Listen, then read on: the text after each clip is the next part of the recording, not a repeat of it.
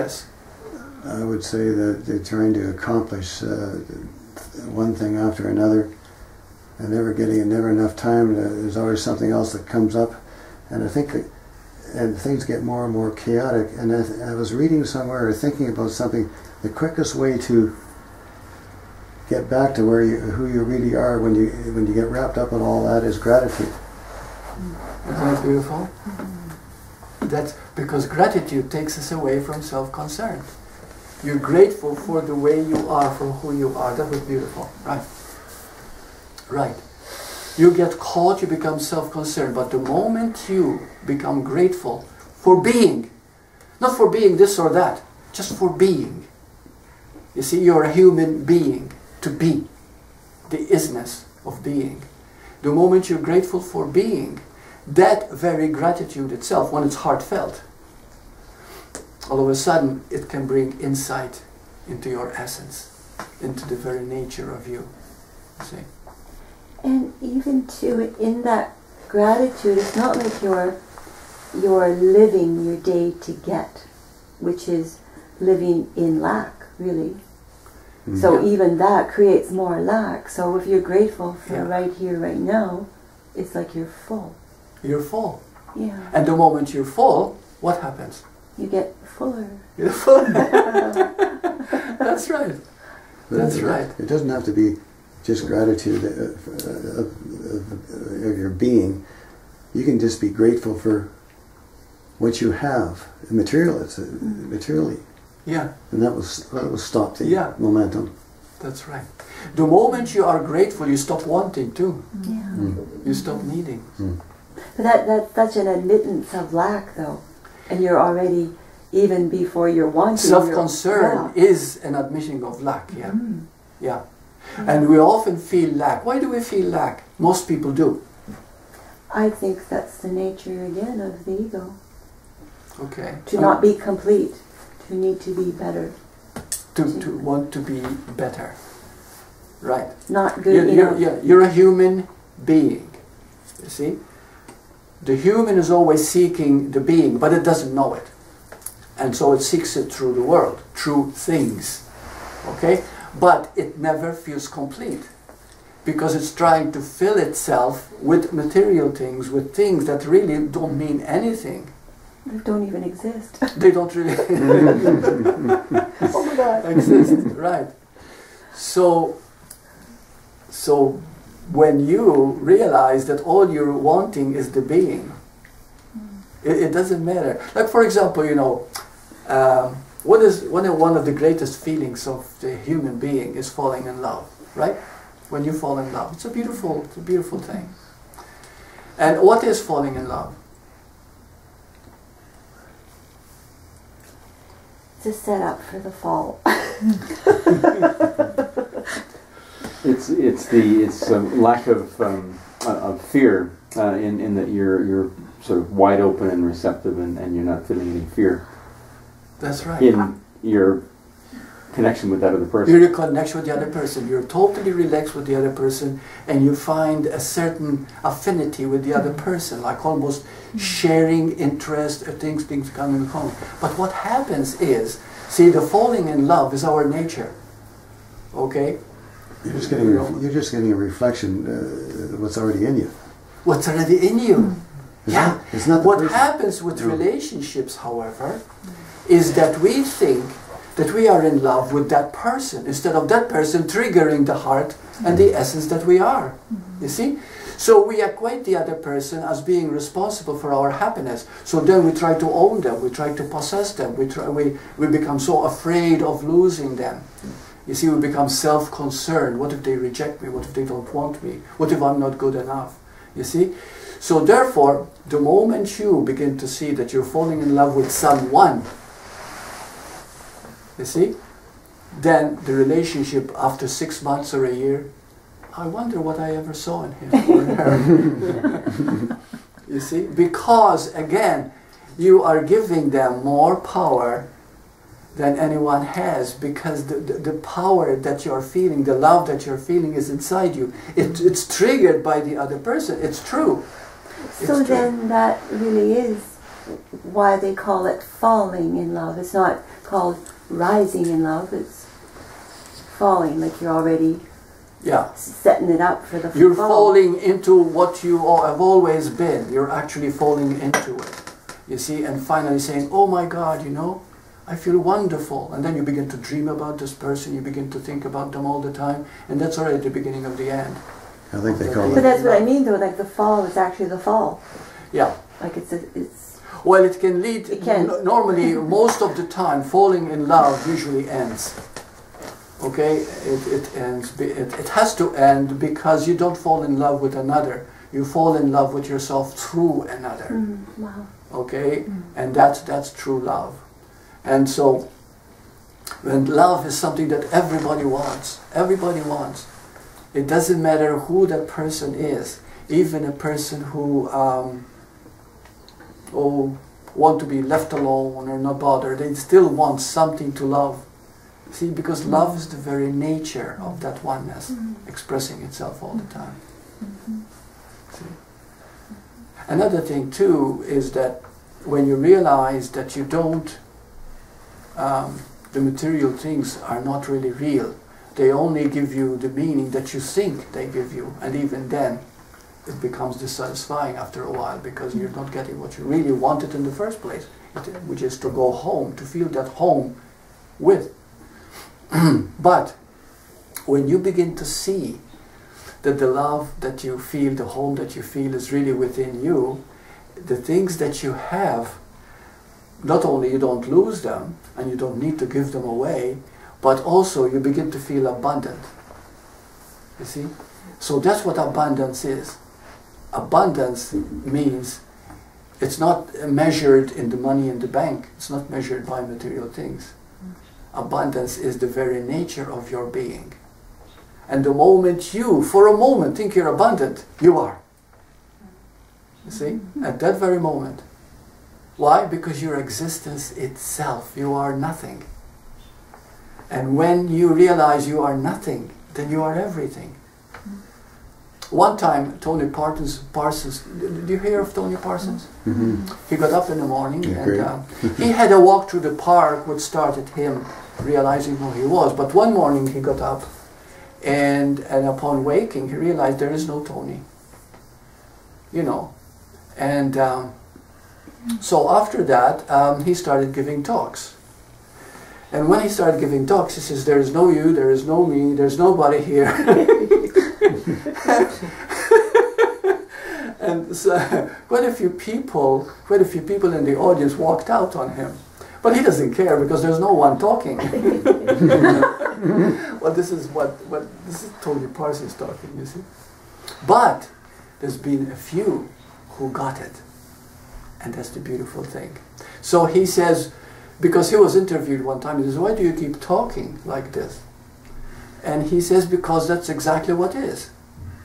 You see? And if one or two people can hear it, he says it's been worthwhile.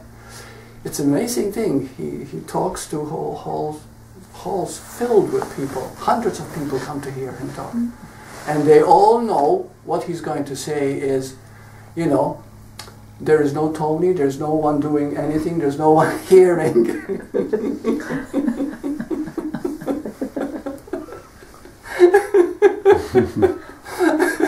And he gets a kick out of it too. Anyway, but you know, it's an amazing thing. Some people look at him and they know that he's genuine. He's not there wasting anybody's time. He's real.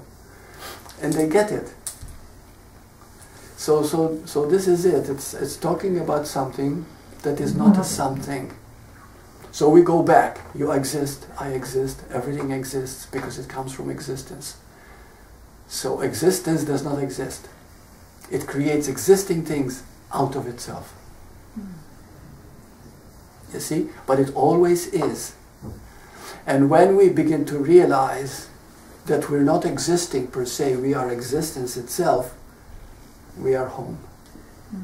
And we can say we have arrived home. This is our true home.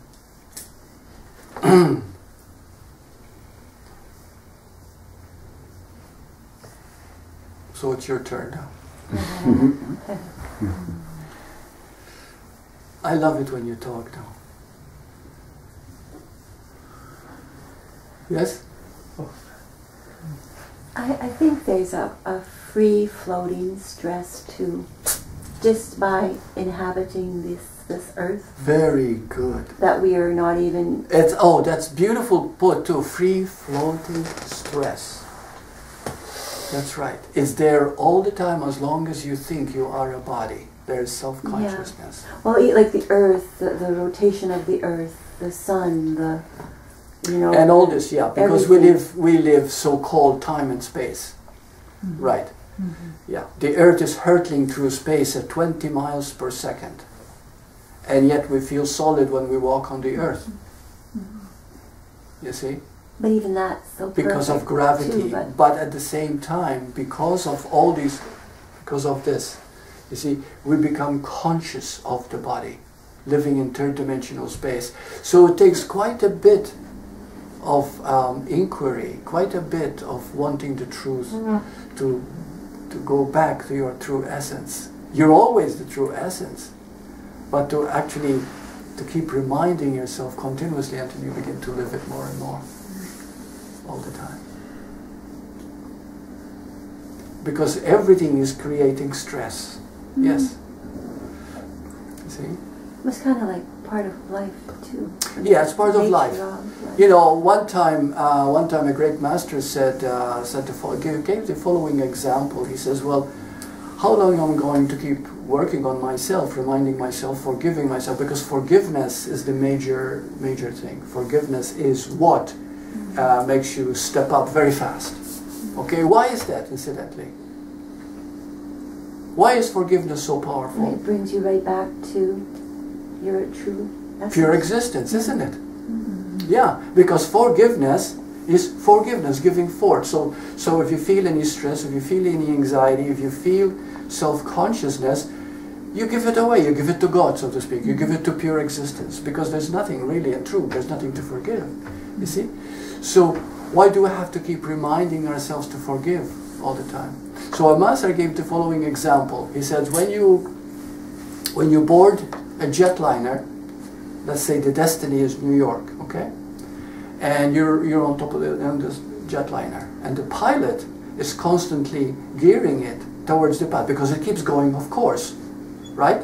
You know, naturally, even if you're driving, if you don't steer it, you know, the car goes on its way, maybe somewhere different than you want to go. So I have to keep steering it where you want to go, to your destination, you see? So he said, be like the pilot. He says, the jet is going, but it's not heading towards its destination unless the pilot keeps steering it towards its destination. And then it arrives at New York airport, and there we are, and we take it for granted. But he had to all the time keep steering it so that it keeps getting it, so that it gets there. You see? And this is what we have to do ourselves, moment to moment to moment. Keep steering ourselves all the time, moment to moment, towards our destiny, which is home, which is our true self, which is the only truth there is. And so whenever we make a mistake, it's okay. Everything is okay. See, that's the beautiful thing about pure existence, is that it doesn't matter what you're feeling, it doesn't matter if you're depressed or anxious. You're never regressing unless you think you are. But if you say it's okay, then it's okay. Why is it okay if you're negative? Because it's just an energy. It's not. But what is negative? Negative. What does it mean, negative? The negativity itself, what does it mean? The opposite of positive. It means it's not okay. It's just a word that we've learned to associate with. Yeah. But it's just an energy that if you don't think that it's negative and just treat it as an energy, then then it becomes positive. It becomes positive. Because when we talk about something negative and we're suffering and these thoughts are haunting me, whatever, okay, it means we are thinking that something is not okay. Got it? If you're okay with the negative. But if you're okay with the negative, you're okay for being not okay. Mm-hmm. But if you're okay with not being okay, then the not okay becomes okay. Mm-hmm. No, do you get that though? The negativity is not okay. But if you are okay with it, then where is the negativity? Exactly. Right? It's nowhere to be found. You see? Why? Because the okayness is our true nature, our being, pure existence itself. And the true part about what you just said too is it's your thinking. It's your thinking. So which again is forgiveness, self-forgiveness for thinking the way you were thinking. So do negative thoughts control us? What do you feel? Do negative thoughts control us? If you take your thoughts as you. Very good. If you leave it as a which thought, most people do. Yeah, most people do. You identify with it. But if a negative thought is seen as just a thought, and you don't give it meaning, you don't hold on to it, then it's nothing.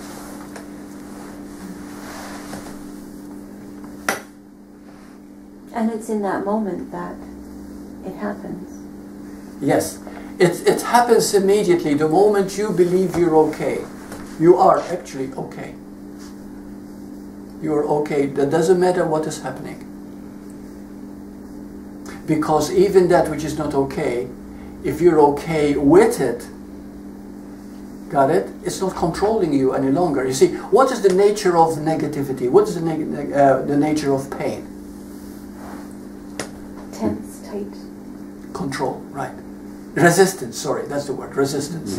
There's nothing to resist, and Yeah, it doesn't. You can't get its hooks in you. right. And if you say it's okay, immediately you remove these hooks. Yeah, you remove the resistance. You're not resisting it anymore. You're allowing it. It's okay.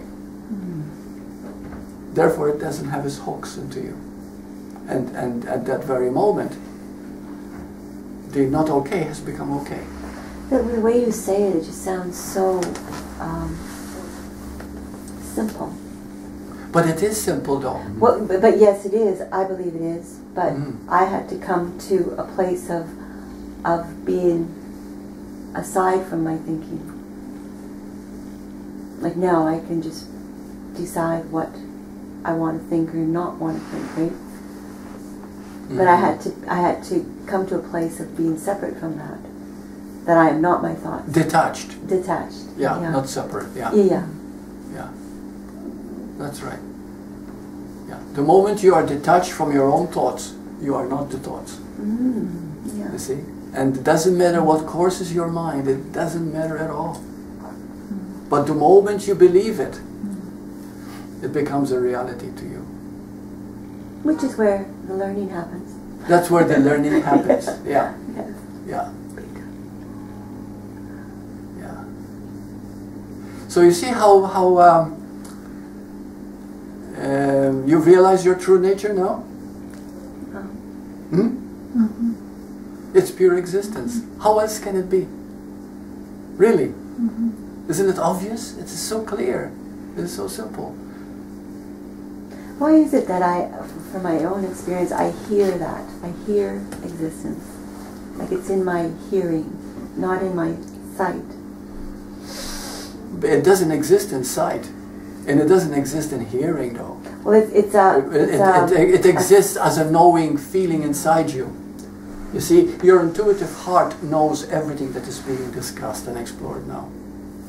Your mind cannot really fully understand it because the mind is linear. You know, it lives in time and space, in other words. Okay? So therefore that's its nature, because if the brain wasn't linear, we could not survive. We could not possibly survive. And so it has to, do you know what I mean by linear, right? We will discuss it. Okay, everybody's clear? Step by step. Step by step by step, right. This happens, and because of this, something else happens, and it keeps on going and going, In right? time. It's a sequential order of events, sequential order of actions, right? Yeah, that's linear. But in truth, it's holographic. You see, pure existence, or rather, existence itself is holographic. It has no time and space. It just is. You see? There's nothing separate from it. Nothing is possibly separate from it. And the very nature of it is beauty, it's glory, it's love, it's joy, it's mercy. You see? It's goodness itself. Everything that is beautiful. And it's also innocent. You were going to tell something? No, just it's a feeling, and not an emotion though. Not an emotion, right? So we can call it pure feeling then. Yeah, it's a feeling, And knowing. Can't It's really an- describe it. It's just, but like, is that the saying of awareness being aware of itself? When Yes. you're aware of this, but it's just Aha. like, I'm aware of being aware, and so it's just like, it's just weird. Even though this talking is happening to it. Why is it? Yes. Why is awareness of awareness the way it works, which is the intuitive heart? What's See- the question? Yeah. No, I didn't get what the question was. Okay. You see, awareness is aware of itself, right? If I ask you, do you exist? And you say, well, of course I do. What a silly question. And I say, well, how do you know you exist? And you say, well, because I'm aware I exist. Ah, aware that I exist. Awareness is self-recognizing. And when you allow awareness to self-recognize, which of course you've got no choice but to realize that, which is awareness realizing it, because it's constantly working, it's knowing itself, then it becomes self-organizing awareness. So is that 2 steps away from the ego and the body, almost? You got awareness, and then you're further than awareness. So there's nothing there, nothing really there. Nothing really there. No. No. So awareness. Okay. Let me. How will they put self-recognizing? Like. Essence is a very good word. You see, all the time, you think that somebody else is talking. Something else outside of you is taking place. There's always the feeling that you are deciding to do this. How shall I put it? But when you go into that awareness itself, there is also the realization that you're not doing anything and no one is doing anything. It is awareness recognizing itself. And this is why it's called love. You know, you meet someone and all of a sudden you're sharing and you're feeling very comfortable. You're feeling so at home. You just don't want to give this person, you just want to stay with this person. Okay? You know what is happening at that moment? It is oneness meeting oneness. Which is there's only oneness, in other words. You see? That's pure love. That's true love. Okay? But when you begin to experience that, you also realize something else. You never do anything or anybody does anything. It is awareness doing everything through you. You see? You said something quite beautiful now. If we look at it, so there's awareness, and you're aware that you're aware, take it one step further. Okay, awareness is really doing everything. It's like almost like your personality, but not really your personality. It's like how you would identify yourself as me, Jesse, a male, but strip that all away. It's like it's not an identity as like a thing, but it's just like, oh, this is me, but not like a thing me or like a thought me. It's weird. It's just. And no, that's where the mind gets all like, huh? What's going on? Like, right. You think it's me, but it's not me. Yeah. But you'll always keep thinking, not thinking, feeling it's me.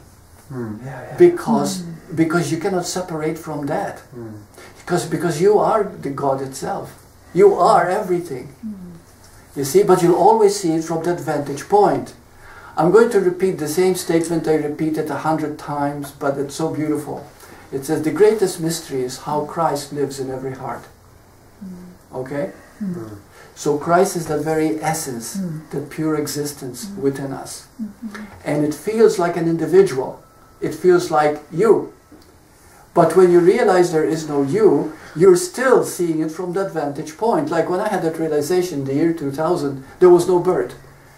you know, it was just, everything seemed to disappear. It was just here. But if I say, I'm just here, I was there. You know what I mean? I'm experiencing there-ness, but it's not Bert that's experiencing it. Just there-ness. But the there-ness was coming from this vantage point. You see what I mean? From this thing. And as we keeps expanding, you see that everybody is the same. Everyone is the same. Everybody is seeing the same. Then we see that we're looking through each other's eyes, through each other, you see? And that's how we begin to connect, how we're all seeing each other, but you're seeing yourself wherever you are. See? So like Ramana Maharshi used to say, I. Okay, he moved with I. So there's the ego I, which is protection of yourself. You see? You know, how do I look? Do people like me? What am I? I'm getting old, I'm getting sick, you know. And you're always self-concerned. And then you realize that this I that is so concerned now really doesn't exist at all. It is because you think you are just an individual separate from the rest, which is absolutely absurd, impossible. Okay? Then at that point when you begin to realize you are pure existence itself, the I is there. So the key question is when Stephen Hawkins said there is no God. Hawking? Hawking, I-N-G. When you said Hawkins, Hawking. When you said Hawkins, I was thinking of another guy, but it's Hawking. Oh, Hawking. Okay, thank you. Okay, when Stephen Hawking said there is no God, that doesn't mean that he was really wrong. What he was saying is that there is no physical evidence of a God that most people believe in. There's no entity as such. But everything is God. Course in Miracles says there's only God. Anything else is just a metaphor. There's nothing else. You see? So here we'll begin to understand the dynamic here. You see? So this means there is no I that you think you are, but I is all that there is. You see? So we can say there's not the small I, but the I that you really are is all that there is, and you never lose that. So before you incarnated as a human being, before you were a human, which Stephen Hawking said there was just a great void, there was a black hole. And no time. He said there was no time. So if there's no time, God could not plan anything to create anything because there's no time. That's what he was saying. Yes, right. And then before the Big Bang, there was no time. Right. And so he figured since there is no time and since it's a black hole, then there is absolutely an abyss. But it was a nothing, yeah. But in that nothing there was still awareness. You see? We were still there. We were still aware then. And we decided to be born human, and that's when we were thrown out of the Garden of Eden, so to speak, okay? Because it's a beautiful allegory, story. And we were born human, and then we forgot who we were. You see? Just like being thrown out of the Garden of Eden, thrown into hell, so to speak, you see? And we were born with the survival instinct, which of course was a natural form of fear of survival, to survive, which kept us surviving. But the essential nature, the true nature of being has always been us. But the moment we had a brain, we had a human form, we forgot it. But how and who or what caused us to be thrown out of garden? See, that's another thing. The Course in Miracles does. Okay, I really don't know, but the Course in Miracles gives it this way. He says, we were all beings, living, pure aware beings, just being. But then there came a mad idea. You've heard it, you've read the Course? A mad idea came into view when there was the thought, how would it feel if I were a separate being? What it would feel like if I want to play separately. And there was the Big Bang, and the human was born. Why? Because it's holographic. If one thinks it, then everybody thinks it. Do you understand? Yeah. In the same when computers came into being. There were no computers, all of a sudden a computer came into being, the whole world started having computers. Television, the same thing. You see? Everything is holographic. Everything affects everything else. The smallest fragment creates the whole. And the fragment contains the whole. Nothing is separate from anything else. Nothing. That's the beautiful thing. I am you, you are myself. That's called love. So, so this decision, how we came, so religions came out of people's minds, and they said, well, the fall of man, or the fall into sin. You see? So there are many examples of this, but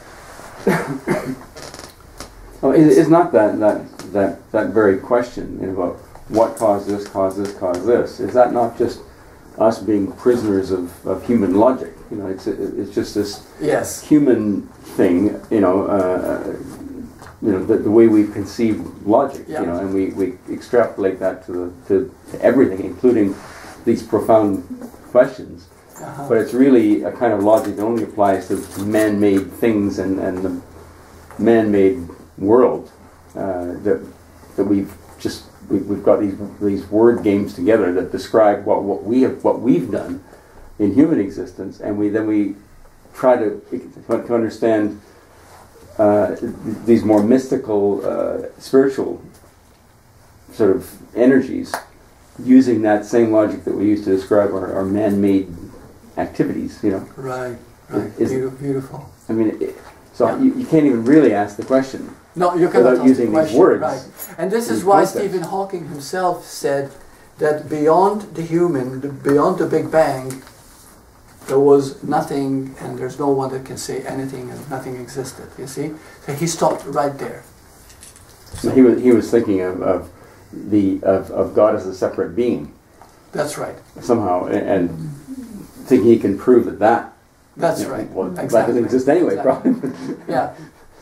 Yeah, that's beautiful. Thank you. Thank you for the sharing too, incidentally. That's just great.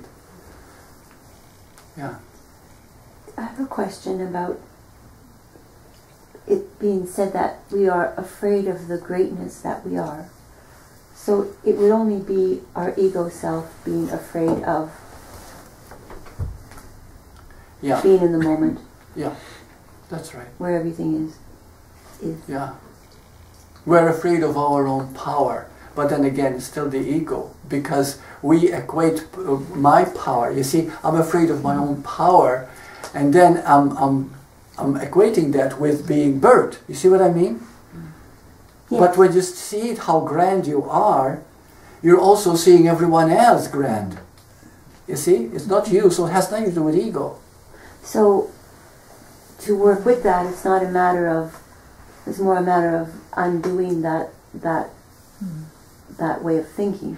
And, yeah, and the way to undo it is to actually see that the I that you are is not separate at all. So when you see the greatness of you, you know, not as you per se as a separate being, you as being. Yes. Okay. One Words. being. Yeah. Then that's the greatness of you. You are illimitable, you know, with infinite possibilities.